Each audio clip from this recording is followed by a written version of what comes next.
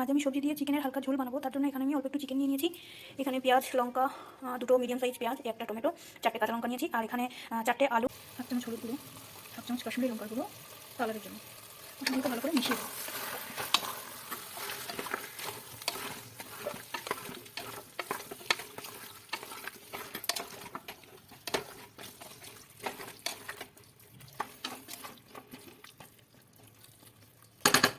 ঢাকা দিয়ে কিছুক্ষণ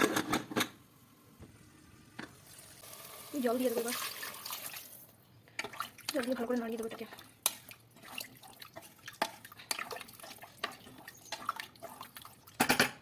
একটু লঙ্কা দিয়ে দেবো, 1 চামচ মতো ঘি দিয়ে দেবো। ঘিটা অপশনাল, আপনারা চাইলে দিতে পারেন, নাও দিতে পারেন। একটু নাড়িয়ে নেবো ভালো করে।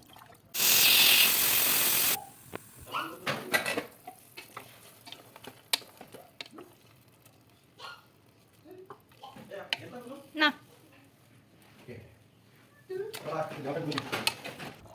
একটু কাঁচা লঙ্কা, ধনে পাতা দিয়ে একটু লেবুর রস দিয়ে দেবো।